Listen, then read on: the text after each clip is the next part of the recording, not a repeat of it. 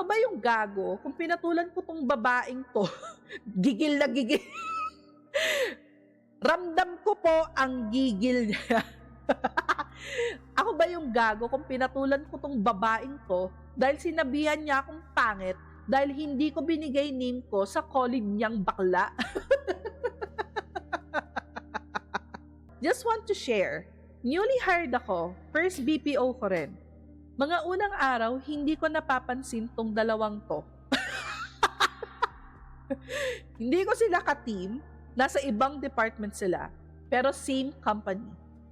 Hindi lang namin sila kasama sa floor.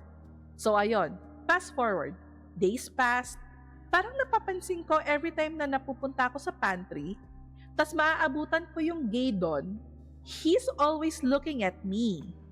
I mean, yung titig na para kang nilalamon, basta ganon. Until now, ganon siya. Until one time, umuulan. Nasa ground floor sila, uwian to. Lumapit yung kasamang babae ng gay na to. Yung itsura nito mukhang naning na chubby, basta ganyan. She asked my name. Ako dead ma lang. I do not give my name sa hindi ko kilala at lalo na't hindi ko kasama siguro to. Hindi ko kasama sa team. Nginitian ko lang sabay alis. Kasi nung ulan, kasi yung ulan lumalakas na. After days, hindi kami pinapasok kasi nga wala nang passable, not passable lahat. Tapos on-site na ulit kami. Uwian. Kasabay namin sila magpa-check sa guard ng bag. Nauna sila lumabas sa gate. Bigla nagsalita yung babae niyang kasama, which is yung nanghingi ng name sa akin. Ano ba yung gusto mo?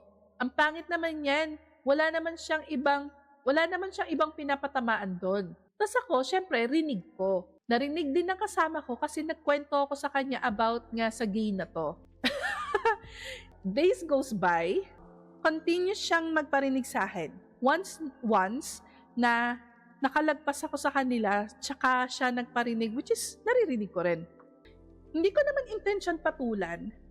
Ilang days nagpaparinig. One time, pinatulan ko na. Sabi ko, next time na magpaparinig ka sa akin, diretsuhin mo. Hindi yung kung kailan nakalagpas na ako. Tsaka, pagka manlalait ka, just make sure na kaya mong bumaba ng 10th floor to ground floor gamit hagdanan ng hindi ka hinihingal. Sabay alis kami. Naghagdanan kami kasi ayaw namin sila kasabay every time. Tuwing uwian, umiiwas lang kami sa gulo. Ako ba yung gago dahil sa mga sinabi ko sa kanya?